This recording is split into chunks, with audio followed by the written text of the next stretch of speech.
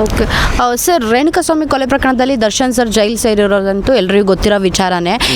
So ಇವರಿಗೆ ಕಾಣದ ಕೈಗಳು, ರಾಜಕೀಯ ಶಕ್ತಿಗಳಿದ್ದಾರೆ, ಅವರಿಗೋಸ್ಕರನೇ ಅವ್ರು ಇನ್ನೂ ಜೈಲಲ್ಲೇ ಇದ್ದಾರೆ, ಹೊರಗೆ ಬಂದಿಲ್ಲ ಅಂತ ಮಾತುಗಳು ಕೇಳ್ಪಟ್ಟಿದ್ದೀವಿ. ಇದು ನಿಜಾನಾ ಅನ್ನೋದು? ಇರ್ಬೋದು ಮೇಡಮ್. ಇವಾಗ ನಾವು ನೋಡೋರಲ್ಲ, ಇಲ್ಲಿ ಏನಾಗಿದೆ, ಅವ್ರಿಗೆ ಬೇಲ್ ಸಿಕ್ತು. ಅದನ್ನು ಇಲ್ಲಿಂದ ಅಲ್ಲಿವರೆಗೂ ಹೋಗಿ ಸುಪ್ರೀಂ ಕೋರ್ಟ್ವರೆಗೂ ಹೋಗಿ ಎಲ್ಲ ಕೇಸ್ಗಳು ಇದೇ ಥರ ಮಾಡಿದ್ದಾರೆ. ಏನು ಅಷ್ಟು ಮುತ್ತುರಾಜಿ ಇವ್ರು ನಮ್ಮ ದರ್ಶನ ಅವ್ರದ್ದು ಕೇಸ್ಗೆ ಇಷ್ಟು ಇದು ಮಾಡೋಂಥದ್ದು ಏನು? ಏನನ ಮಾಡಿ ಮೂಲೆ ಗುಂಪು ಮಾಡ್ಬೇಕು. ಏನು ಗೊತ್ತಾ ಮೇಡಮ್, ಕಷ್ಟದಿಂದ ಮೇಲೆ ಬಂದಿದ್ದಾರೆ, ಯಾರಿಗೂ ಸಲಾಮ್ ಹೊಡೆದಿಲ್ಲ, ಯಾರಪ್ಪಂದೇನು ತಿಂದಿಲ್ಲ. ಅದಕ್ಕೆ ಅವ್ರದ್ದೇ ಒಂದು ಗತ್ತಾಗಿ ಬಂದಿದೆ ನೋಡಿ.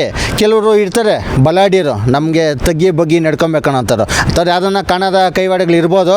ಮೇಲೆ ಒಬ್ಬ ದೇವರಿದ್ದಾನೆ, ಅವ್ರು ಆಚೆಗೆ ಬಂದೇ ಬರ್ತಾರೆ ಇವತ್ತಲ್ಲ ನಾಳೆ. ಏನು ನಾವೇನು ತಲೆ ಕೆಡ್ಸ್ಕೊಂಡು ನೋಡೋದಲ್ಲ ಫಿಲಮು. ಅಣ್ಣ ಇಲ್ಲ ಅಂದ್ಬಿಟ್ಟು ನಾವೇನು ಇದು ಮಾಡೋದ?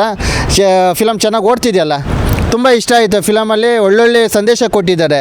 ಮಕ್ಕಳಿಗೇನು ಸಮಸ್ಯೆ ಆಗ್ತಾಯಿದೆ ಪ್ರತಿಯೊಂದು ನೋಡಿರ್ಬೋದು, ಅದು ಯಾವ ರೀತಿ ಇದೆ ಅಂದ್ಬಿಟ್ಟು. ಅದರಿಂದ ಇವತ್ತಲ್ಲ ನಾಳೆ ಬಂದೇ ಬರ್ತಾರೆ. ಬಾಸಿರೆ ಯಾವತ್ತೂ ಡಿ ಬಾಸೆ ಅವ್ರು ಒಳಗಿದ್ದಾರೆ ಅಂದ್ಬಿಟ್ಟು ನಾವೇನು ಇನ್ನೊಬ್ಬನ್ನ ಹೀರೋಣಕ್ಕೆ ಹೋಗಲ್ಲ. ಎಲ್ಲರನ್ನೂ ಗೌರವಿಸ್ತೀವಿ ನಾವು.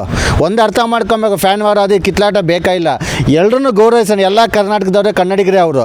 ನಮ್ಗೊಂಚೂರು ಹೆಚ್ಚಾಗಿದ್ದಾರೆ, ಅಷ್ಟು ಬಿಟ್ಟರೆ ನಾನು ಇದೇವರೆಗೂ ಮಾಡೋಣ ಯಾವ ಹೀರೋಗಳ್ದು ನಾನು ಮಾತಾಡೋಕ್ಕೆ ಹೋಗಲ್ಲ. ಯಾಕಂದರೆ ಎಲ್ಲ ನಮ್ಮ ಕನ್ನಡಿಗರೇ. ನಾನೊಬ್ಬ ಹೋರಾಟಗಾರನಾಗಿ ಎಲ್ಲರನ್ನೂ ಗೌರವಿಸ್ತೀನಿ. ಹೆಚ್ಚಾಗಿ ನಮ್ಮ ಡಿ ಬಾಸ್ ನಾನು ಇಷ್ಟ ಬೀಳ್ತೀನಿ. ಅದು ನನ್ನ ವೈಯಕ್ತಿಕ ಗುಣ. ಅಷ್ಟು ಬಿಟ್ಟರೆ ಈ ನಾಡಿನ ಪರವಾಗಿ ಹೋರಾಟ ಮಾಡಬೇಕು, ಡಿ ಬಾಸ್ ಅವ್ರ ಪರವಾಗಿ ನಾವು ನಿಂತಿರ್ತೀವಿ ಮೇಡಮ್.